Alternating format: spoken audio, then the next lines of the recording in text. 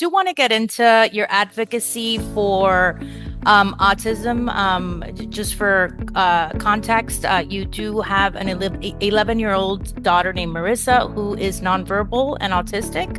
Yes. And you're a strong advocate just for awareness and, your personal experience with your wife, and you have a younger son. So I definitely want to dive into that. But your personal story is really amazing as well.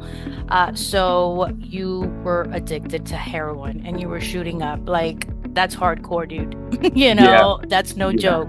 So how the hell did you get started in that? So I was like the typical after school special. I mean, I had right off the rip, my mom struggled with alcoholism my whole life, and she really wasn't around from the time I turned probably like 7. She started drinking again. She struggled, got sober, had me, was the best mom you could ever ask for, and then picked back up and I turned into a different person. So I had seen the depths of what like alcohol and drug abuse could do, because then my brother started with the heroin, and then I kind of just followed directly in his footsteps despite all the warnings. And He's your older brother? Yes, older. He's 6-7 years older. So the way I got into it was I was kind of doing my own thing with weed and cocaine and selling and dabbling and using. Things got really bad though. He was full-fledged junkie mode, and he ended up getting locked up. And when he got locked up, he had a bunch of friends that like I knew my whole life. We all grew up together, Right. your older brother's friends.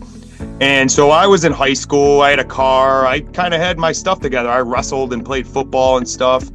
I was kind of a drug addict, but jock. I was weird, but the drug part of me was always there. And what happened was they just started calling me and asking for rides. Like, hey, take me down to Cleveland, East Cleveland, we're going to go get some stuff and I'll pay you money. Or I'd drive them to like Walmart or the mall, and they'd steal jeans or clothes for me or whatever.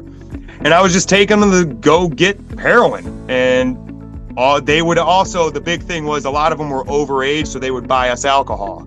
So that was huge when you're in high school. Like, yeah, I'll take you to Cleveland. You got to stop by here at the liquor store and fill up this party for me. But so one thing led to another, and I was doing cocaine more heavily, and they were asking for rides, and it became like an everyday occurrence. And then the one time I tried it, and I'm like, man, this was a good way to come down off of the cocaine, and I like the way it makes me feel. And then the next day they asked for a ride, and I'm like, all right, might as well get another one. I was just snorting at this time, and before you know it, that went about a week. And then the one morning I woke up and I'm like, man, I don't feel good.